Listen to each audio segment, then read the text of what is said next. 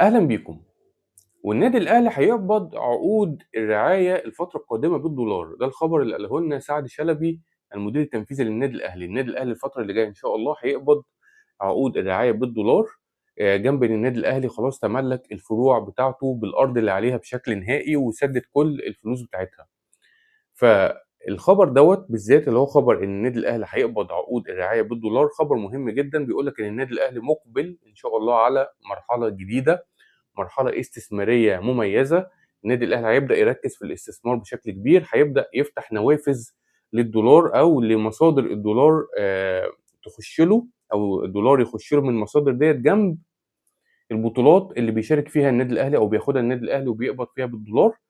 هيبقى فيه كذا مصدر للدولار في النادي الأهلي تغطي مصاريفه الدولارية، فده بيقول لك إن النادي الأهلي مقبل على حقبة استثمارية مميزة الفترة اللي جاية مع ياسين منصور نائب رئيس النادي الأهلي القادم. وقائمة الكابتن محمود الخطيب وياسين منصور وأعضاء القائمة حضروا ندوة في فرع النادي الأهلي في الشيخ زايد، وفي الندوة ديت الكابتن محمود الخطيب فرش فرشة قوية جدا لياسين منصور مع أعضاء النادي، وقال لهم إن هو راجل يعني أهلاوي من صغره معجون بمية الأهلي، والراجل دوت كان عنده يعني قبل كده أفكار قوية جدا في الاستثمار في النادي الأهلي، وساعد مجلس إدارة النادي الأهلي الحالي حتى في بعض الأفكار الاستثمارية. فهو بيفرش لياسين منصور وبيقول إن ياسين منصور هو رجل المرحلة القادمة في النادي الأهلي، وإن الاستثمار وزيادة الدخل الدولاري كمان هو المرحلة القادمة في النادي الأهلي. فاحنا هنشوف الفترة القادمة نادي أهلي إن شاء الله جديد، مختلف عن الفترة السابقة في نواحي كتير، يعني بفضل الفكر الاستثماري اللي المفروض هيدخله ياسين منصور في النادي الاهلي. والكابتن محمود الخطيب يعني كمان قال نقطه مهمه جدا او جمله مهمه جدا، قال ان النادي الاهلي ملك لاعضائه والجماهيره.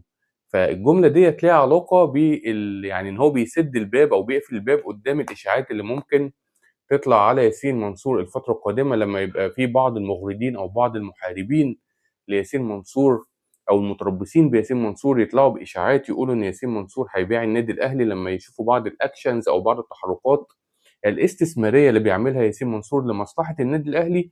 هيبدأ في ناس يطلعوا بالإشاعات ديت، فالخطيب بيسد الباب ده قدامهم وبيقول لهم النادي الأهلي ملك أعضائه وجمهوره. عشان في 2017 احنا كلنا فاكرين الإشاعة القوية اللي انتشرت انتشار النار في الهشيم ضد المهندس محمود طاهر، لما قالوا ان محمود طاهر هيبيع النادي الاهلي، والحق يا جدع محمود طاهر بيبيع الاهلي ونجيب ساويرس هيشتري الاهلي من محمود طاهر، وكلام كده ما انزل الله به من سلطان. وفي النهايه الموضوع ده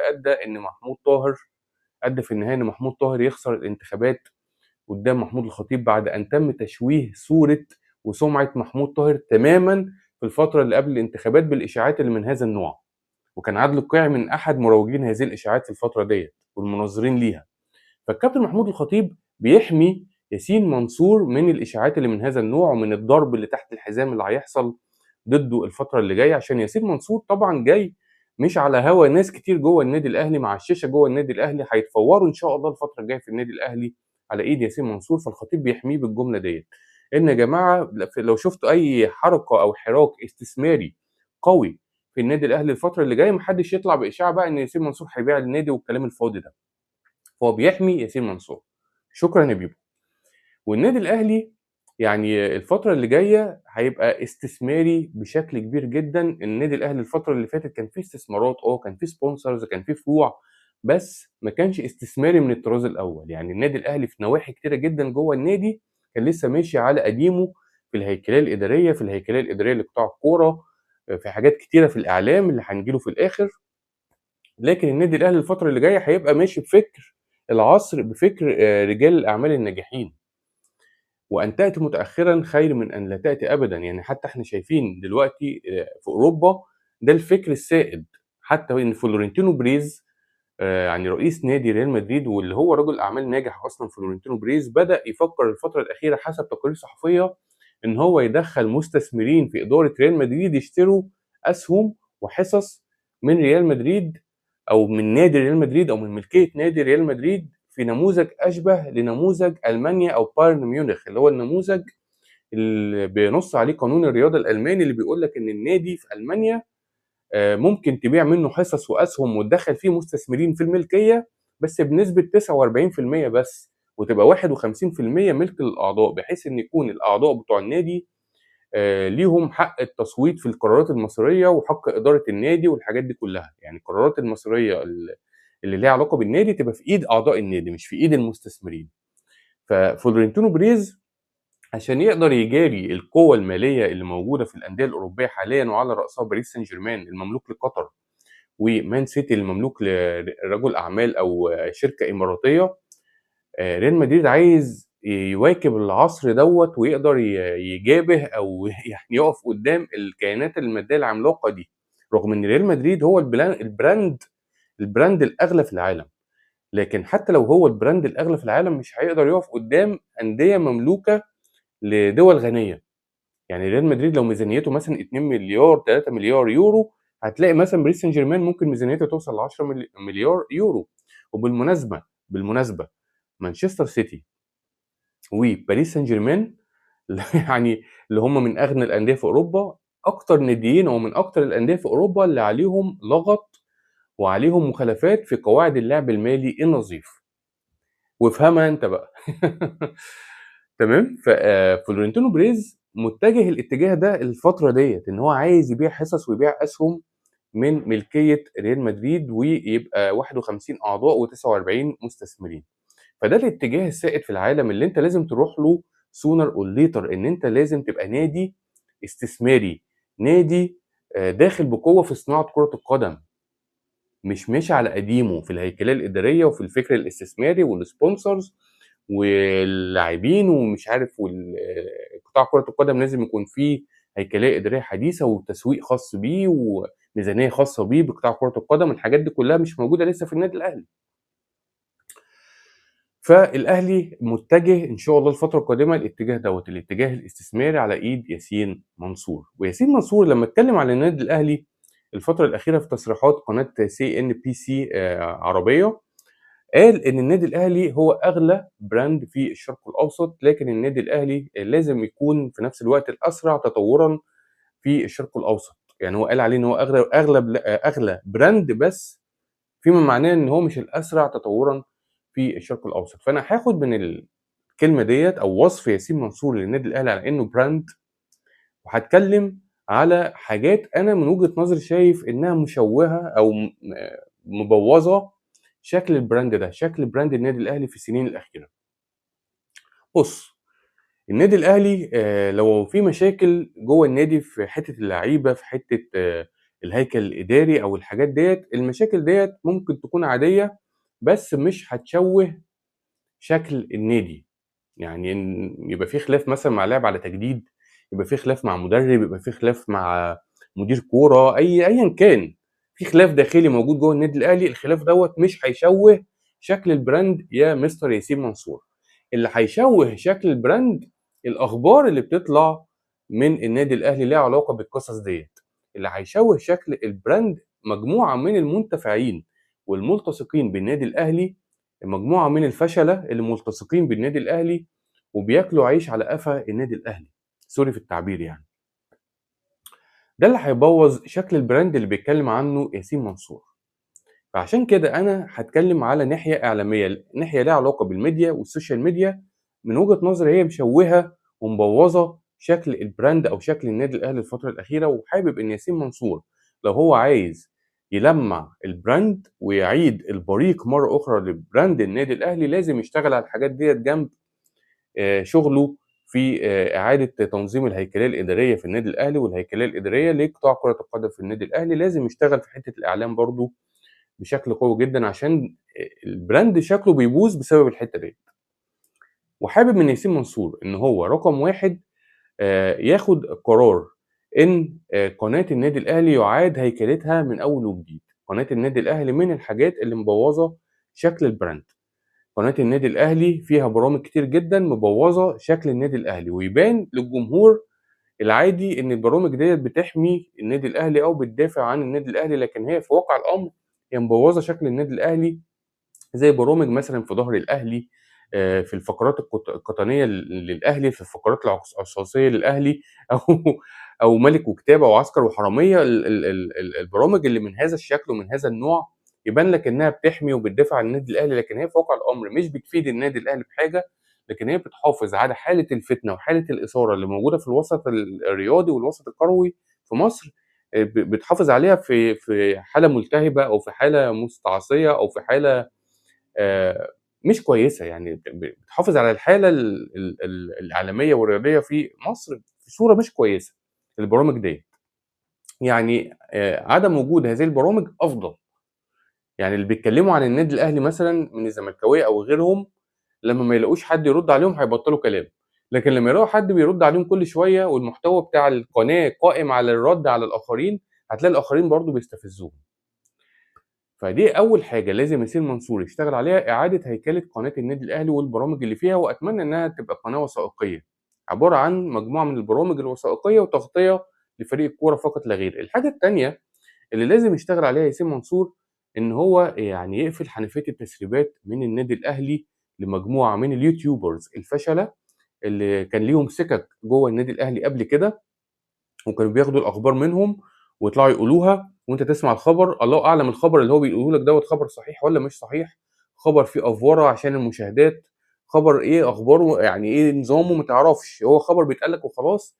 وفي بعض الأخبار بتصيب وبعض الأخبار بتخيب، لكن حتى الأخبار اللي بتصيب وبتبقى فعلًا حقيقية ومتسربة فعلًا من جوّه النادي الأهلي، دي بتشوه صورة النادي الأهلي عشان يعني النادي الأهلي طول عمره مشهور بالسرية جوّاه، ومن الحاجات أو من مبادئ النادي الأهلي التاريخية السرية. فكون إن السرية ديّة تتضرب في مقتل ويبقى في حنفية تسريبات تطلع لبعض اليوتيوبرز الفشلة اللي ما عندهمش محتوى غير إن هم ياخدوا تسريبات من بعض الأشخاص اللي موجودين جوّه النادي، ولو التسريبات دي اتقفلت مش هيلاقوا محتوى يقولوه. لأ، الحاجات ديّة بتشوه صورة النادي الأهلي وبتشوه صورة البراند يا مستر ياسين منصور. فأرجوك أنت شوف مين اللي بيسرب الأخبار جوّه النادي الأهلي وامنع الموضوع ده تمامًا، امنع الموضوع ده تمامًا عشان ده من الحاجات اللي مشوهة صورة النادي الأهلي. الحاجة التالتة، لازم المركز الإعلامي للنادي الأهلي يتفوّر عن بكرة أبيه، لازم الناس اللي موجودة فيه كلّها من أكبر واحد لأصغر واحد يتفوّروا، يبقى في ناس مسؤولين عن الإعلام شاطرين، محترفين، عاقلين، ناضجين، ما لهمش في الصراعات، ما لهمش في البوم والطخ.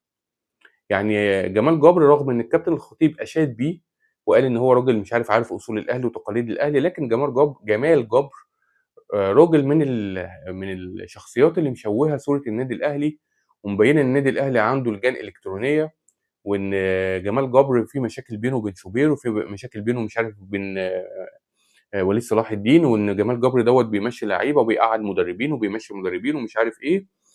واللي أنا شايفه بصراحة يعني من شغل المركز الإعلامي للنادي الأهلي هو شغل يعني بتاع عيال صغيرة بصراحة، يعني حتى التقديمات بتاعة اللعيبة والحاجات ديّة هو شغل مكايدة، كله عن بكرة أبيه كده من أوله لآخره.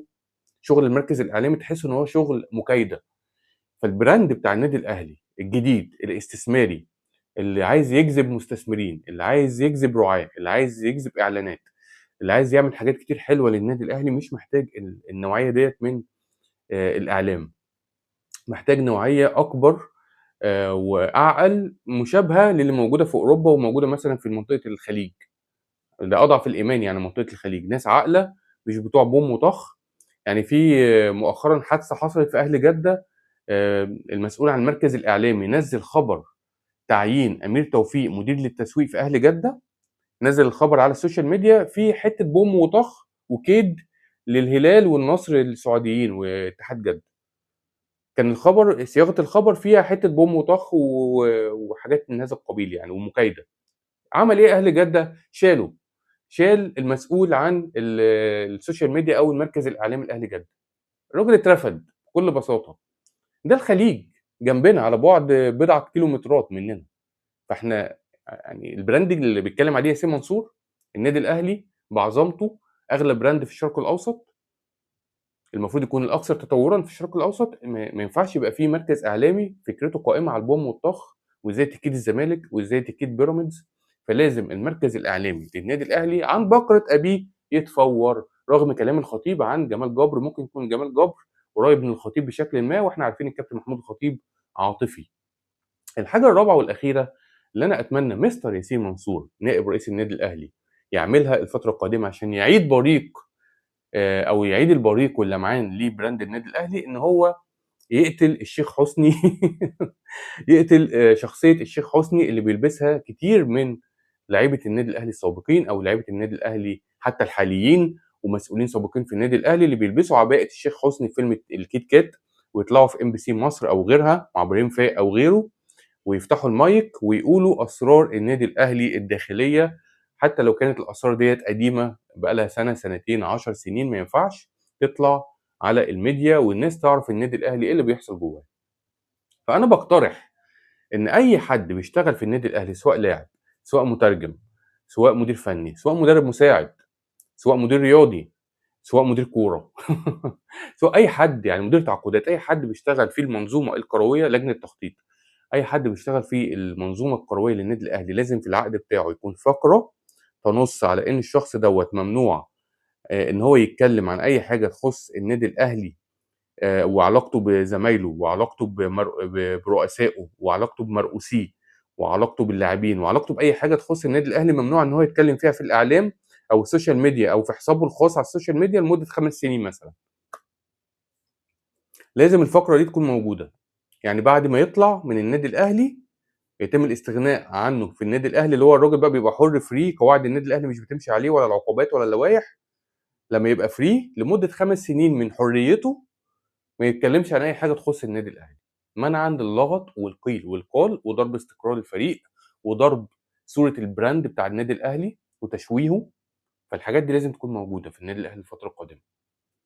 دول الاربع حاجات اللي اتمنى من مستر ياسين منصور نائب رئيس النادي الاهلي، الراجل اللي هيعمل شكل جديد للنادي الاهلي الفتره القادمه سوري يعني الفتره القادمه، وشكل استثماري وشكل يعيد البريق واللمعان لبراند النادي الاهلي. الراجل ده المفروض يعمل الاربع حاجات دول عشان يحافظ على براند النادي الاهلي. الاربع حاجات اللي انا قلتهم دول، جنب ان هو هيشتغل في الاستثمار بشكل قوي جدا، هيشتغل في الهيكليه الاداريه في قطاع الكوره بشكل قوي جدا، ده المفترض يعني، ويدخل النادي الاهلي القرن ال21 زي ما قلت قبل كده.